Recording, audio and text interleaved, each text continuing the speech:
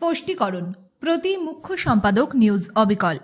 আমি শুক্লাচন্দ ANM পাথারকান্দি স্বাস্থ্যকেন্দ্র। গত 10 জানুয়ারি 2024 তারিখে নিউজ অবিকলে আমাকে জড়িয়ে একটি সংবাদ সম্প্রচার হয়। উপরোক্ত সংবাদে সুজিত সিনহা ও বনিতা সিনহা মিথ্যে অভিযোগ এনেছেন আমার উপর। বনিতা সিনহা বলেছেন তার স্বামীর মৃত্যুর প্রমাণপত্রের ফর্মে আমার স্বাক্ষরের জন্য 3-4 মাস থেকে আসছেন, কিন্তু বাস্তবে বনিতার স্বামীর মৃত্যু হয়েছে মাত্র 1 মাস 17 দিন। তার স্বামীর মৃত্যুর পর আমি নিজে তাদের বাড়িতে গিয়ে মৃত্যুর প্রমাণপত্র বের করার জন্য পরামর্শ দিই। তারা ফর্ম নিয়ে আসে 9 জানুয়ারি 2024 ইংরেজি তারিখে। সেদিন আমি ডিউটিতে ছিলাম। দ্বিতীয় দিন অর্থাৎ 10 জানুয়ারি তারিখে আমি ইমিউনাইজেশন ডিউটিতে ছিলাম, তাই তারা আমাকে না পেয়ে নিউজ চ্যানেলের দ্বারস্থ হয়।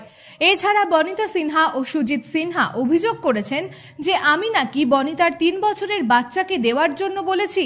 তাও মিথ্যা, কারণ আমার 3 সন্তান রয়েছে, তাই এই বয়সে আমি অন্যের সন্তানের বোঝা নিতে কেন লালন পালন করতে যাব?